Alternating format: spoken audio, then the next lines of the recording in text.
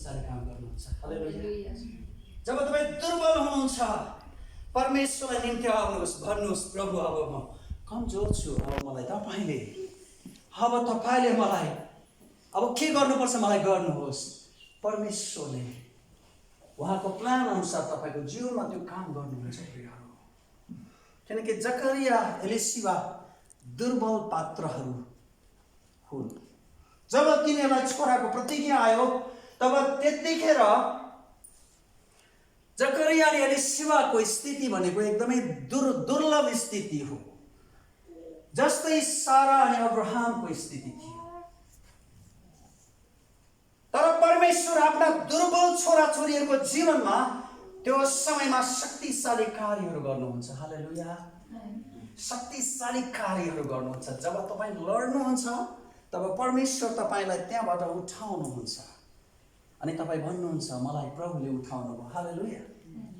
जब तपाईँ बिमार हुनुहुन्छ, वर्षौँदेखि तपाईँको जीवनमा समस्या छ, परिवारमा समस्या छ, छोराछोरीमा समस्या छ, तपाईँको आर्थिक क्षेत्रमा समस्या छ, अनि परमेश्वरले तपाईँलाई त्यहाँबाट निकाल्नुहुन्छ अनि तपाईँ भन्न सुरु गर्नुहुन्छ मलाई परमेश्वरले त्यो खाडलबाट उद्धार गरेर मलाई आजको दिन दिनुभएको छ। हालेलुया। किनकि परमेश्वर उहाँको प्रेज चाहनुहुन्छ, उहाँको प्रशंसा चाहनुहुन्छ। हाम्रो परमेश्वर तपाईँ र मेरो परमेश्वर म्युट परमेश्वर होइन, उहाँ गुङ्गो परमेश्वर होइन। उहाँ त एक्टिभली सक्रिय रूपमा हर समय काम गरिरहने परमेश्वर हुनुहुन्छ। हालेलुया। हर समय उहाँ सक्रिय ढङ्गबाट काम गर्नुहुन्छ। तपाईँको जीवनमा, तपाईँको मण्डलीमा, तपाईँको सेवकाईमा परमेश्वर तपाईँलाई नै आशिष दिएर तपाईँलाई नै चलाउन चाहनुहुन्छ। परमेश्वरको उद्देश्य यो कहिले पनि होइन तपाईँले वर्षौँसम्म तपाईँले दुःख भोगोस्, कहिले पनि होइन। त्यो कसको इच्छा हो? त्यो त विरोधीको इच्छा हो, त्यो त दुष्ट आत्माको इच्छा हो, त्यो त नरकको इच्छा हो कि त्यसले तपाईँलाई थप्छ, त्यसले तपाईँसँग झुट बोल्छ अनि भन्छ इट्स ओके। अहिले भर्खरै 4 वर्ष भयो तिमीले यो व्यथा सहेको, अझै 4 वर्ष अझै सहु। यो कसको आवाज हो? कसको आवाज हो? यो शैतानको आवाज हो, यो नरकको आवाज हो। नरक तपाईँलाई गलाउन चाहन्छ, नरक तपाईँलाई गलाउन चाहन्छ। ख्रिस्ट विरोधी आत्माहरूले तपाईँलाई थकाउन चाहन्छ। तपाईँ थाकेर तपाईँ खाटमा गएर घोप्टो परेर रोएको त्यो चाहन्छ। तर परमेश्वर त्यो चाहनुहुन्न। परमेश्वर कहिले पनि तपाईँ र म रोग र बिमारमा परौँ भनेर चाहनुहुन्न। हालेलुया। एउटा भन्न चाहन्छु, कहिले पनि तपाईँ रोगी अनि बिरामी भएको परमेश्वर चाहनुहुन्न। तर तपाईँलाई अनुशासन गर्नका निम्ति यदि ती कुराहरू आउँछन् भने परमेश्वरले तपाईँलाई जानकारी दिनुहुन्छ कि यो दुर्बलता, यो कमजोरी, यो बिमारी मैले छोरा तिम्रो जीवनमा यो कारणले राखेको छु ताकि मेरो अनुशासनलाई तिमीले बुझ्ने गर। हालेलुया। किनकि बाइबलले हामीलाई भन्छ अनुशासन नगरिएको, परमेश्वरले नचेताएको त कुनै पनि छोरा हुन सक्दैन। यसै यदि तपाईँ परमेश्वरको हुनुहुन्छ र परमेश्वर तपाईँको पिता हुनुहुन्छ भने उहाँले तपाईँलाई ताड्न दिनुहुन्छ। हालेलुया। सो ताड्न दिँदाखेरि परमेश्वरले कोही बेला तपाईँको लाइफमा बिमारी ल्याउनु होला, तर त्यो चाहिँ एकदम सुन्दर कुरा हो। हालेलुया। तपाईँको त्यो समय पुरा भइसकेपछि त्यो कुराहरू परमेश्वरले हटाउनुहुन्छ। त्यसकारण आज तपाईँको लाइफमा के त्यस्तो कुरा छ जसले तपाईँलाई वर्षौँदेखि तपाईँलाई चुस्दै आएको छ, तपाईँलाई निचोड्दै आएको छ? त्यस्तो के कुरा छ? आज तपाईँले परमेश्वरलाई दिनुहोस्। हालेलुया।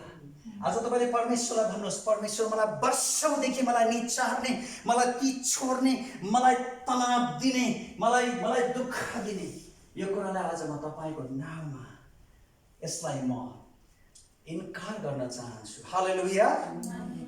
हालेलुया। धेरै जसो चाहिँ तपाईँ र मैले साथ दिन्छौँ रोग र बिमारलाई।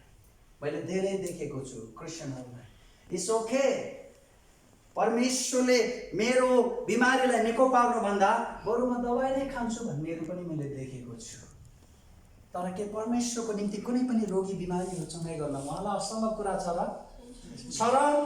सुसमाचारको पुस्तकमा तपाईँले पढ्नुहोस् के येशू कहाँ आउने ती सबैलाई येशूले निको पार्नु भएको होइन र? के ती सबै निको भएका होइनन् र? त्यो समयमा तपाईँले विचार गर्नुहोस्, जतिखेर हस्पिटल्सहरू थिएन, पर्याप्त डक्टर्सहरू थिएन, औषधि थिएन, त्यो समयमा अझै त्यहाँ भयावह रोग थियो त्यो समुदायमा, यहुदी समुदायमा, इजरायलमा। जति पनि जुन पनि प्रकारका रोग यानी बिरामीहरू येशू कहाँ ल्याइए, ती सबैलाई येशूले निको पार्नु भयो। हालेलुया। Let's read. हामी एउटा सानो खण्ड पनि पढिहालौँ यो बारेमा। हामी लुकाको सुसमाचार हामी पढौँ। हामी 40 पददेखि पढौँ। 40 अनि 41 पद हामी पढ्नेछौँ अनि हामी प्रार्थनामा हामी अगाडि बढ्नेछौँ। पढ्नुहोस् त तपाईँहरूमध्ये कसैलाई त्यो अगुवाई भएको छ भने तपाईँले पढ्नुहोस्। लुका 4 अध्यायको 40-41। कसले पाउनुभयो छिटो उठेर पढ्नुहोस् ल।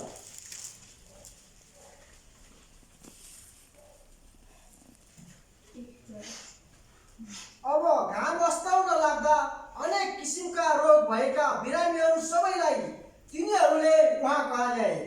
उहाँले तिनीहरू हरेकमाथि आफ्नो हात राखेर तिनीहरूलाई निको पार्नुभयो। धेरै मानिसहरूबाट भूतहरू पनि चिच्याउँदै र यसो भन्दै निस्के, तपाईँ परमेश्वरका पुत्र हुनुहुन्छ। तर उहाँले तिनीहरूलाई फकारेर बोल्न दिनु भएन, किनभने तिनीहरूले उहाँ ख्रिस्ट हुनुहुन्छ भनी चिन्थे। साँझ परिसकेको थियो। धन्यवाद। साँझ परिसकेको थियो, तर येशूका मानिसहरूले रोगी अनि बिरामीहरू ल्याए त्यो साँझ पख। अनि त्यो रोगी र बिरामीहरू मध्ये जब तपाईँले यसलाई गहिरोसँग अध्ययन गर्नुभयो भनेदेखि येशू कहाँ ल्याइएका प्राय जसो सबै रोगी र बिमारीहरू चाहिँ इन्भ्यालिडहरू थिए। इन्भ्यालिड भनेको चाहिँ अब यो बाँच्दैन भन्ने प्रकारको बिरामीहरू धेरै येशू कहाँ ल्याइएका थिए। अब बाँच्दैन यो भनेर फ्याँकिएकाहरू, त्यागिएकाहरू, अहिलेको हिसाबमा हस्पिटलले अब डक्टरले बाँच्दैन भनेर पन्साइएका यस्ता प्रकारका धेरै बिमारीहरू येशू कहाँ मानिसहरूले ल्याए। तर बाइबल हामीलाई बताउँछ ती सबै निको भएर फर्के। हालेलुया।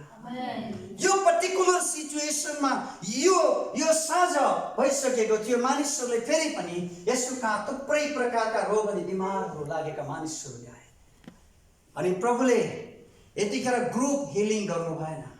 यतिखेर प्रभु एकदमै माइन्डफुल हुनुभयो, एकदमै हेर्नुभयो ती बिरामीहरूलाई र उहाँले ग्रुप हिलिङ नगरेर उहाँले इन्डिभिजुअल हिलिङ गर्नु भयो। उहाँ अगाडि बढ्नुभयो, सबै रोगी अनि बिरामीहरूमाथि हात राखेर तिनीहरूलाई निको पार्नु। हालेलुया।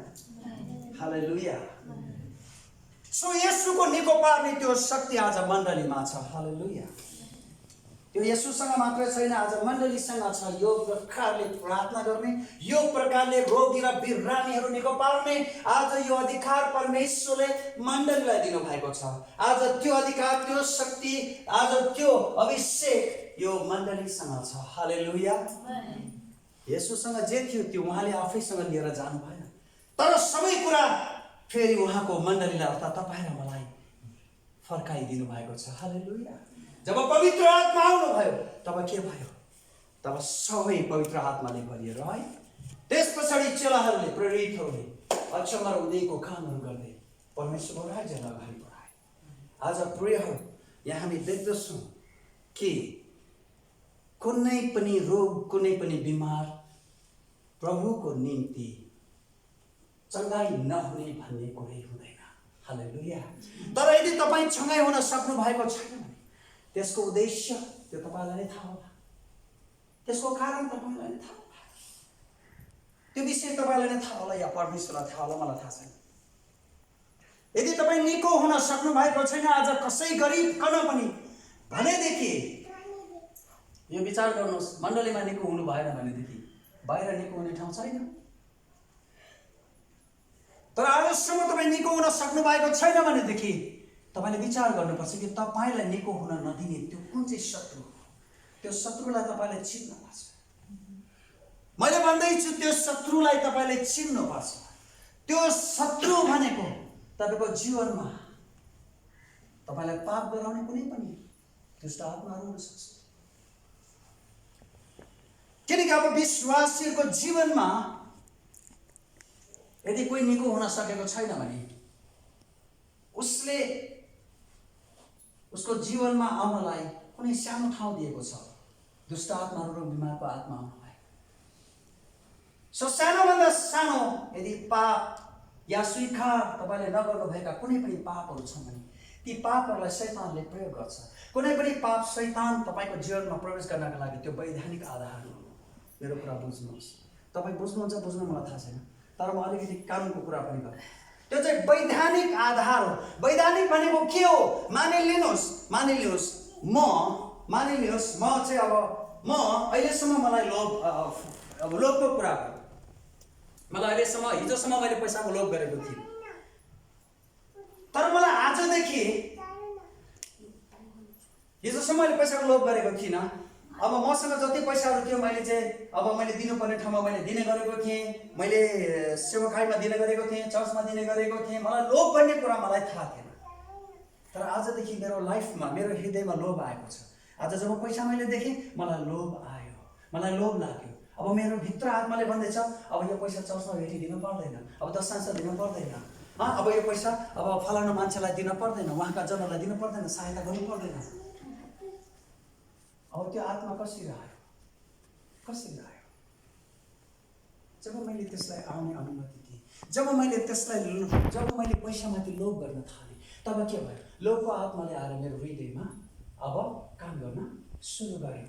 अनि मलाई के बनाइदियो? अब हिजोसम्मको त्यस्तो उदार मान्छे, त्यस्तो दानी मान्छे, आज म के भएको छु? एकाएक एकदमै लोभी भएको छु। सो अब म के भयो? अब कसको नियन्त्रणमा गएँ?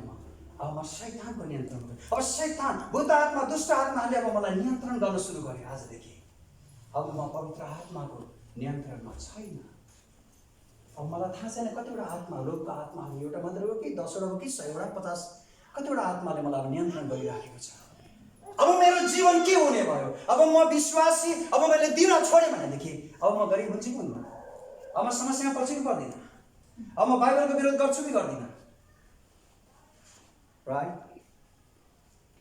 कुनै पनि सानो पाप यदि तपाईँको जीवनमा छ र त्यो स्वीकार गर्नुभएको छैन भने, आज तपाईँले विश्वास हुनुभएको कारण यो कुरा गर्दैछु। यदि यहाँ कोही भर्खरै पहिलोचोटि आउनु भएको भएदेखि म यस्तो कुरा गर्ने थिइनँ, तर विश्वासीबाट तपाईँलाई शिक्षा पनि होस्।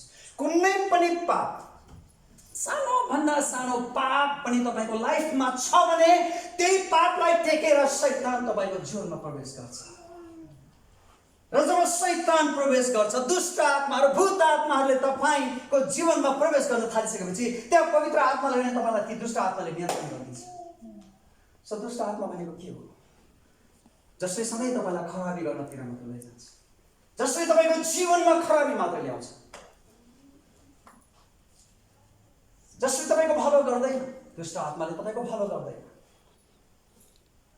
भूत आत्माहरूले तपाईँको भलो गर्दैन। सो कुनै पनि प्रकारको पाप यदि तपाईँले आफ्नो हृदयमा राख्नु भएको छ भने त्यो पापलाई स्वीकार गर्नुहोस्। हालेलुया। जबसम्म त्यो हुन सक्दैन तबसम्म हिलिङ हुँदैन। प्रभुका जनले तपाईँको लागि प्रार्थना गर्नेछन्, शङ्का छैन। म प्रार्थना गर्छु आज तपाईँको लागि, तर तपाईँ चङ्गाइ हुने कुरा तपाईँले पाप छोडेको अवस्थामा भन्नुहुन्छ। हालेलुया। प्रभु जान्नुहुन्छ हामी कोही पनि निष्पाप हुन सक्दैनौँ, हामी पापमै रहन्छौँ, प्रभुलाई थाहा छ। तैपनि तपाईँसँग भएको त्यो पाप, त्यो कमजोरी, त्यो दुर्बलता तपाईँले छोड्न चाहेको छ भनेर परमेश्वरले थाहा पाउनुपर्छ। हालेलुया। तपाईँ छोड्न चाहँदैछ भन्ने कुरा प्रभुलाई अवगत हुनपर्छ, जानकारी हुनपर्छ। त्यो तपाईँले गर्ने कुरा हो। हुन सक्छ त्यसबाट पुरा ओभरकम हुनलाई, त्यसमाथि विजय हुनलाई वर्ष लाग्न सक्ला, 2 वर्ष लाग्न सक्ला, तर यति त थाहा हुनपर्छ कि तपाईँको परमेश्वरलाई कि तपाईँसँग भएको त्यो जुन चाहिँ पाप छ त्यो पाप तपाईँ छोड्न चाहँदै हुनुहुन्छ। हालेलुया। त्यसको लागि तपाईँ रात दिन पश्चाताप गर्दै हुनुहुन्छ, पवित्र आत्माको शक्ति तपाईँ माग्दै हुनुहुन्छ, उहाँको अभिषेक माग्दै हुनुहुन्छ, मण्डलीहरू हुनुहुन्छ, उहाँको प्रार्थना लिनुहुन्छ, अनि विभिन्न ठाउँमा जानुहुन्छ, तपाईँ प्रार्थनाको सहायता माग्दै हुनुहुन्छ। त्यो कुरा त परमेश्वरलाई जानकारी हुनुपर्छ। कतिपय साना साना हिडन सिनहरू, साना साना जीवनमा लुकाएर राख्नु भएको पापहरू, ती चाहिँ वैधानिक आधार, लिगल ग्राउन्ड भन्छ यसलाई, लिगल ग्राउन्ड, वैधानिक आधार, जुन पापलाई टेकेर शैतान तपाईँको जीवनमा प्रवेश गर्छ, जुन पापलाई टेकेर शैतान तपाईँको जीवनमा प्रवेश गर्छ, तपाईँलाई बाँधिदिन्छ, त्यसपछि तपाईँ बन्धनमा पर्नुहुन्छ। ठुला शैतानको लागि पाप सानो अनि ठुलो हुँदैन। एउटा कुरा भन्न चाहन्छु, शैतानको लागि पाप ठुलो अथवा सानो भन्ने हुँदैन। उसको लागि पाप नै हो, उसको लागि पाप नै हो। र शैतान पापको निर्माता हो, तर ख्रीष्ट येशू धार्मिकताको निर्माता हुनुहुन्छ। हालेलुया। येशू धार्मिकता मन पराउनुहुन्छ, येशू न्याय मन पराउनुहुन्छ, येशू सत्य मन पराउनुहुन्छ, येशू प्रेम मन पराउनुहुन्छ, येशू क्षमा मन पराउनुहुन्छ। अझ यो सबै कुराहरू तपाईँको जीवनमा हुन अनिवार्य छ, आवश्यक छ। प्रिय, तपाईँ एउटा कुरा लिने, पालन गर्ने, अर्को कुरामा तपाईँ चुक्ने, त्यस्तो कुरा हुँदैन। त्यस्तो कुरा छ भने तपाईँ समस्यामा हुनुहुन्छ। किनकि दिन प्रतिदिन तपाईँ र म ख्रीष्ट येशूमा उहाँको इच्छामा हामी फिटिङ हुँदै जानुपर्छ। हालेलुया। फिटिङ टुगेदर, एकदमै फिटिङ हुँदै जानुपर्छ। अनि पवित्र आत्मा सँगसँगै हामी काम गर्दै जानलाई परमेश्वरले ख्रीष्ट येशूमा तपाईँ र मलाई सिर्जनु भएको हो। हालेलुया। त्यो असल उद्देश्य पौलले हामीलाई भन्नुभएको छ, त्यो असल उद्देश्य राखेर प्रभुले तपाईँलाई सिर्जनु भएको छ। तपाईँको जीवन सुन्दर छ, तपाईँ सुन्दर हुनुहुन्छ, तपाईँ बहुमूल्य हुनुहुन्छ प्रभुको निम्ति। तपाईँका प्रत्येक कुराहरू परमेश्वरलाई मात्र गर्छ। हालेलुया। हरेक कुराहरूले परमेश्वर तपाईँको जीवनको हरेक कुरासँग कन्सर्न राख्नुहुन्छ, सरोकार राख्नुहुन्छ। यस्तो कुनै पनि हिस्सा छैन होला कि जहाँ परमेश्वरले तपाईँलाई कन्सर्न गर्नुहुन्न, सरोकार राख्नुहुन्न। हरेक तपाईँको लाइफको प्रत्येक कुराहरूमा परमेश्वर सरोकार राख्नुहुन्छ र त्यहाँसम्म परमेश्वर तपाईँ ठिकठाक भएर उहाँसँग हिँडेको चाहनुहुन्छ। हालेलुया। हालेलुया। जब तपाईँ आफ्ना दुर्बलताहरूमाथि विजय पाऊँ भनेर जब प्रार्थना गर्नुहुन्छ, जब त्यो तपाईँको चङ्गाइलाई रोक्ने जुन कुरा छ त्यसलाई तपाईँ त्याग्नुहुन्छ, स्वीकार गर्नुहुन्छ, त्याग्नुहुन्छ, तब तपाईँ चङ्गाइ भइहाल्नुहुन्छ। हालेलुया। हालेलुया। जकरियाले किन त्यो ब्लेसिङलाई इन्जोय गर्नु पाएन? किन जकरियाले किन पाएन? किनकि उसले गब्रियल दूतद्वारा दिएको वचनलाई के गर्यो? शङ्का गर्यो। के गर्यो? शङ्का गर्यो, राइट? त्यो कारणले गर्दा उसले एलिसिबा गर्भवती भएको जुन महान कुरा थियो र जुन ब्लेसिङ थियो, त्यो ब्लेसिङलाई इन्जोय गर्न पाएन। आज तपाईँलाई परमेश्वरले दिने आशिषहरू इन्जोय गर्नबाट रोक्ने त्यस्तो कुन कुरा छ, त्यो तपाईँ आफै पत्ता लगाउनुहोस्। हालेलुया। परमेश्वरलाई भन्नुहोस्, परमेश्वर मलाई देखाउनुहोस् ती कुराहरू। पवित्र आत्मालाई भन्नुहोस्, पवित्र आत्माले तपाईँको हृदय भित्र खोतलेर तपाईँलाई ती कुराहरू प्रकट गरिदिनुहुन्छ र तपाईँलाई त्यो बन्धनबाट रिलिज गर्नुहुन्छ, त्यो बन्धनबाट मुक्त गर्नुहुन्छ, त्यो बन्धन, त्यो बिरामीबाट तपाईँलाई छुटकारा दिनुहुन्छ। हालेलुया।